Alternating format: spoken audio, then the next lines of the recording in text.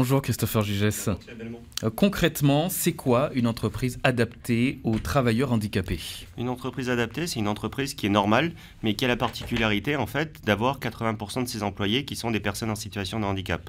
Comment on recrute ces personnes? En fait, il y a une aide de la part de la collectivité qui est apportée d'abord sur l'amélioration des conditions de travail de la personne en situation de handicap. Ça peut aller de l'adaptation de poste à des formations particulières, mais également une aide pour l'entreprise qui est une prise en charge des cotisations sociales et en cas de CDI, une prime à l'embauche pour pérenniser le statut la personne en situation de handicap dans l'entreprise. Cette entreprise, c'est important car ça permet en fait à ces personnes handicapées d'avoir une vraie couverture sociale et d'avoir un salaire qui est à minima celui du SMG et donc de permettre une vraie insertion sociale. Il y avait cette loi qui donnait même obligation aux entreprises de plus de 20 salariés d'embaucher des personnes en situation de handicap. Cette loi a visiblement du mal à être respectée. Avec ce système, Christopher Gigès, les entreprises pourront plus facilement recourir aux personnes, aux travailleurs handicapés? Ouais, c'est un vrai constat d'échec. En fait, quand j'ai pris mon poste au gouvernement sur le secteur du handicap, j'ai rencontré les entreprises, j'ai rencontré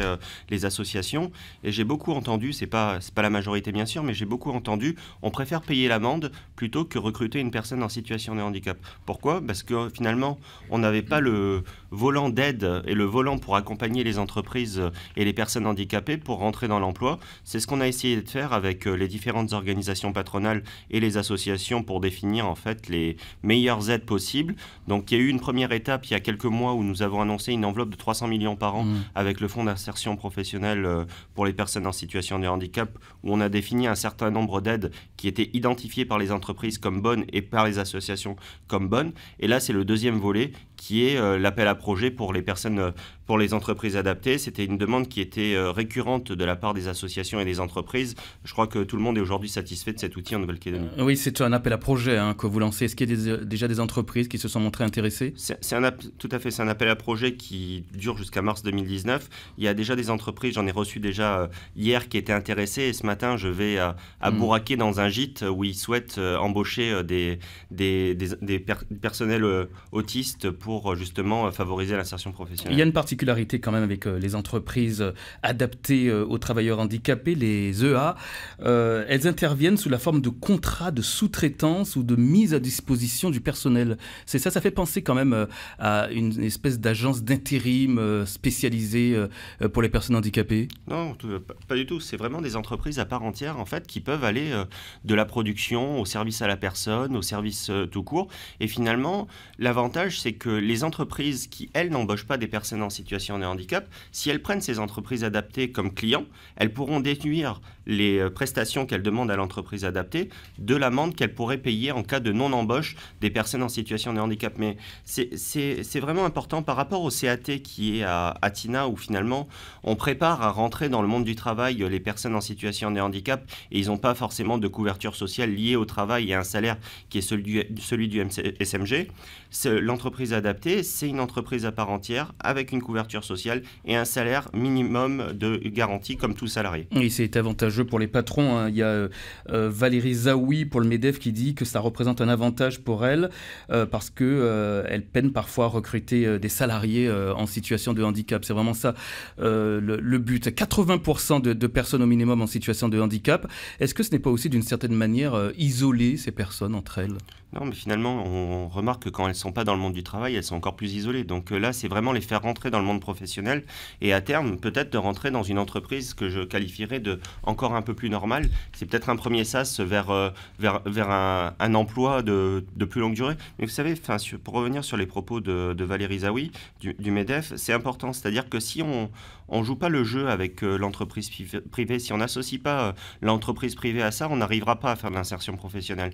Et finalement, moi, je me félicite du travail qui a été mené en collaboration avec les associations et les organisations patronales pour arriver finalement à ce type de mesures qui sont avantageuses pour l'entreprise, mais qui sont surtout avantageuses pour les personnes handicapées. Ce sont des entreprises qui existent déjà en métropole et que vous adaptez ici en Nouvelle-Calédonie. Tout à fait, c'est un système qui n'existe pas forcément en métropole, mais qui existe en métropole et en Europe et qui est reconnu finalement efficace pour l'insertion professionnelle. Elles tiennent compte, ces entreprises, de la vulnérabilité, j'imagine, hein, des personnes handicapées. Alors on parlait de métropole. On a vu également en métropole le système dérapé, hein, Christopher Gizès, non-respect des règles de sécurité, course à la rentabilité, pression au rendement, poste de travail non adapté, encadrement défaillant. Comment faire en sorte que cela n'arrive pas en Nouvelle-Calédonie? C'est toute la volonté qu'on a souhaité mettre dans des appels à projets, c'est-à-dire qu'un appel à projet, ça permet de lancer le dispositif, mais ça permet aussi de l'encadrer, car c'est quelque chose de nouveau, et justement, ce que vous dites est très vrai, et donc il faut le contrôler, il faut l'accompagner. Quels sont les moyens de contrôle, justement? On a des moyens de contrôle à la DTE qui sont ceux classiques de contrôle de la part de la Nouvelle-Calédonie, mais également du Conseil du handicap et de la dépendance. Et finalement, est-ce que ça suffira? J'imagine qu'en métropole, ils avaient aussi ces moyens de contrôle. Oui, mais en métropole, ils n'avaient pas mis en place des appels à projets. Ils ont mis un système normal qui finalement était ouvert à tous. Là, on a un système qui est quand même encadré où finalement, on recevra les entreprises qui souhaiteront se mettre dans ce dispositif. Et il y aura un accompagnement. J'ai retrouvé par exemple l'exemple de Jean-Michel en métropole, hein, qui a brisé le silence. Il l'a d'ailleurs payé de son emploi. Il était en poste en 2014 en tant que travailleur handicapé dans une EA du sud de la France, gérée par une association. Bref, il affirme avoir cumulé quantité de besogne. Il a observé que les contremaîtres, les chefs d'équipe recrutés chez les gens normaux ne les ménageaient pas. Il demandait toujours davantage. Alors comment justement faire tenir compte de cette réalité-là? Comment être sûr que les 20% de personnes valides seront bienveillantes envers les autres, les personnes handicapées? Vous savez, dans tout dispositif qu'on lance, il y a des risques. C'est-à-dire que si on fait rien, c'est sûr qu'on ne va pas se tromper et on risque pas ça.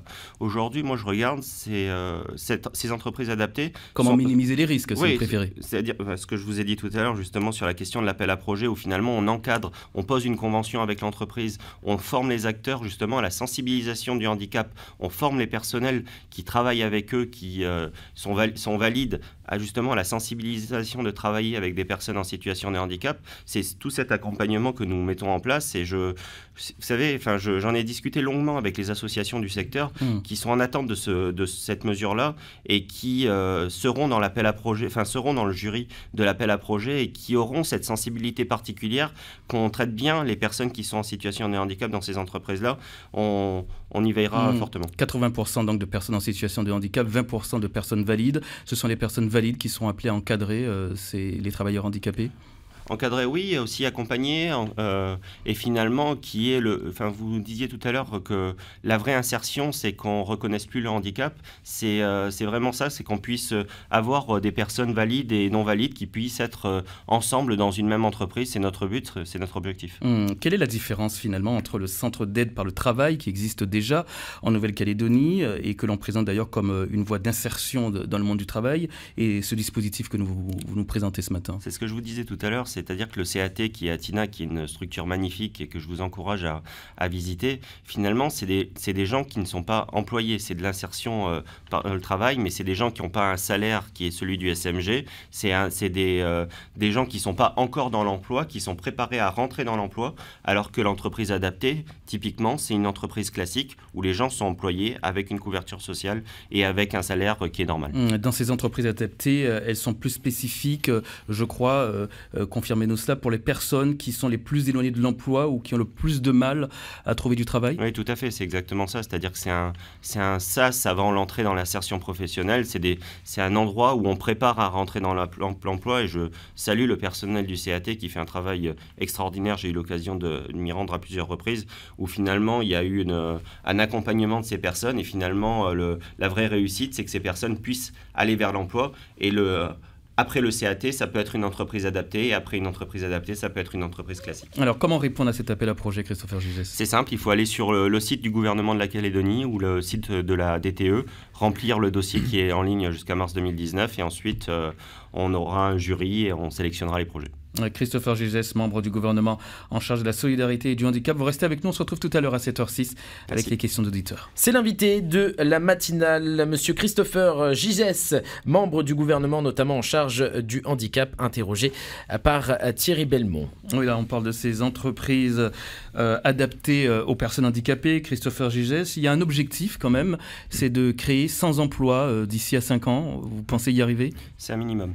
Minimum. C'est vraiment un minimum, c'est-à-dire qu'aujourd'hui, on s'est fixé cet objectif de 100 emplois sur 5 ans. On espère aujourd'hui que ça soit encore mieux. Finalement, aujourd'hui, on a 6850 personnes qui sont en situation de handicap et seulement 50% qui sont en situation d'emploi. Donc, on a un effort particulier à faire. Ces 100 emplois en 5 ans sont vraiment un minimum.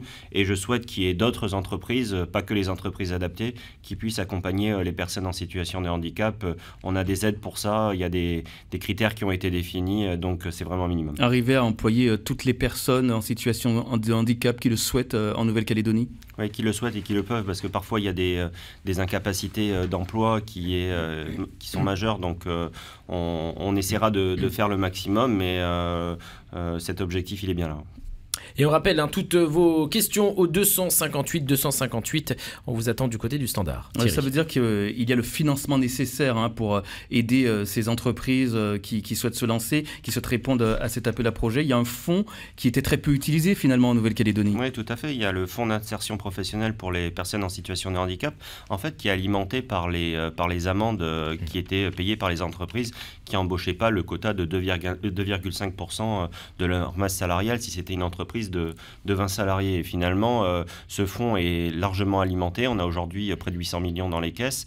On a dédié 300 millions justement par an de ce fonds pour aider les entreprises et aider les personnes en situation de handicap. C'était vraiment l'emploi une priorité pour nous pour l'année 2018. Aujourd'hui, on a des aides qui fonctionnent et les entreprises peuvent largement jouer le jeu. C'est une façon de montrer que ces cotisations, ces amendes finalement qui étaient très peu utilisées et que les patrons n'ont pas toujours trouvé juste d'ailleurs, que ces amendes ont un sens ? Oui, tout à fait. Quand on écoutait les organisations patronales, elles n'avaient pas de problème pour à la fois embaucher des personnes en situation de handicap si on les accompagnait et pas de problème à payer l'amende si finalement l'amende était destinée à favoriser l'insertion professionnelle. Là aujourd'hui on est arrivé à avoir un fonds qui sert pour ça, qui est construit par les entreprises et par les associations pour les entreprises et pour les personnes en situation de handicap, donc c'est une vraie réussite. C'est une idée qui vient des associations, Christopher Gigès ? C'est une idée qui vient des associations et des organisations patronales, c'est-à-dire que quand je suis arrivé comme membre du gouvernement en décembre dernier, j'ai souhaité qu'on puisse mettre à la fois les associations et les organisations patronales autour de la table pour qu'on puisse réussir. Parce que finalement, ce que je vous disais en début d'émission, d'entendre une entreprise dire « je préfère payer l'amende », c'est un vrai constat d'échec. Et aujourd'hui, finalement, d'avoir mis tout le monde autour de la table, on a des aides qui conviennent à tout le monde et qui sont efficaces surtout pour tout le monde. Les associations patronales, enfin les patrons plutôt, avaient une réticence à employer les personnes handicapées et avec ces entreprises, finalement, elles ont la donne a changé. Alors, expliquez-nous pourquoi. Qu'est-ce qui finalement va faire qu'un patron va employer une personne en situation de handicap en passant par une entreprise adaptée ? Vous savez, quand on est dans la contrainte avec une entreprise, ça ne marche jamais. C'est-à-dire qu'aujourd'hui, les entreprises, on les a fait venir avec nous. On leur a demandé comment vous pouvez embaucher des personnes en situation de handicap. Et finalement, les aides, elles sont construites avec eux. C'est pour ça peut-être qu'il y a un changement de mentalité. Quand on contraint une entreprise, finalement, le résultat n'est pas là. Et on se dirige du côté du Standard avec une question de K1, c'est ça? Allô? Oui, bonjour. Bonjour K1, vous avez une question à poser à Christopher Gigès. Oui, ça fait, j'ai vraiment une question à poser à Christopher Gigès, puis ça fait depuis longtemps. Oui, moi je suis handicapé, puis ça fait longtemps que je galère. Oui, voilà, je voulais dire à ce monsieur-là que voilà, le gouvernement, j'ai déjà contacté le gouvernement plusieurs fois pour mon problème. Je galère, j'ai pas de maison, ça fait depuis 8 ans que je suis handicapé, 67%. Normalement, je devais être en incapacité parce que j'ai 85% de perte d'acuité visuelle. Oui, voilà. Puis j'ai pas de maison toujours, j'ai été élastique, c'est Maglo. Voilà, c'est vraiment incroyable. Je sais pas si c'est la discrimination, je ne sais pas, parce que je suis président de l'association aussi. Ensuite, j'ai pas d'aide en tant qu'handicapé, président d'association pour l'intérêt général, j'ai même pas d'aide de ce côté-là aussi. Pourtant, j'ai été frappé à la porte du fameux gouvernement, là, notre gouvernement soi-disant protecteur, là. Il y a rien aussi de ce côté-là, ce fameux gouvernement-là. Voilà, c'est moi je suis colère, parce que moi j'ai trimballé ma carcasse dans tous les instants du handicap. Mais bon, à un moment donné, je me dis qu'il y a du clientélisme à l'handicap. Christopher Gizès, on va essayer de répondre à votre question. Qu'est-ce qu'on pourrait dire, Christopher Gizès, à Caen Je ne connais pas le cas particulier de Caen, mais je m'engage à pouvoir le recevoir dans les plus brefs délais. Je n'ai pas eu sa demande sur mon bureau ou je n'ai pas eu contact avec lui, mais je souhaite qu'il puisse laisser son numéro de téléphone au standard et mon cabinet le rappellera pour qu'on fixe un rendez-vous et qu'on étudie son cas. Sur la question des associations, on aide largement les associations. On est le seul secteur finalement à avoir réussi à maintenir un certain nombre de subventions pour les associations de personnes en situation de handicap, contrairement à d'autres secteurs et à d'autres collectivités. Il y a combien de personnes en situation de handicap en Nouvelle-Calédonie ? Il y en a 6850 aujourd'hui qui sont recensées, mais c'était les chiffres de 2017, je pense qu'il y en a aujourd'hui un peu plus. Un peu plus. Donc on a du mal à les insérer dans la vie professionnelle.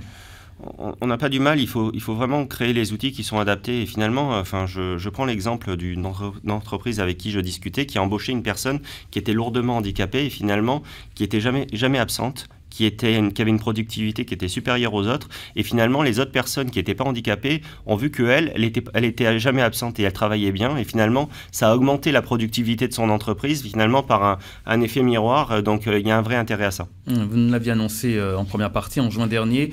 Vous avez parlé de ces nouvelles mesures en faveur de l'insertion professionnelle des personnes en situation de handicap. Cette enveloppe de 300 millions de francs allouée pour ce sujet que le gouvernement dit prioritaire pour cette année 2018. Alors justement, Christopher Gizès, quelles sont les actions qui sont prévues pour cette année ? Il y a des actions, notamment dans les aides, c'est des actions très précises qui sont sur l'adaptation de postes, par exemple des ordinateurs qui sont adaptés, des chaises qui sont adaptées, des lieux qui sont adaptés, mais c'est également des primes à l'embauche, des prises en charge de charges sociales, mais également, ce que je vous disais tout à l'heure, des formations des acteurs, parce que accueillir une personne en situation de handicap dans son entreprise, parfois, ça peut être compliqué. Finalement, ces formations sont extrêmement importantes.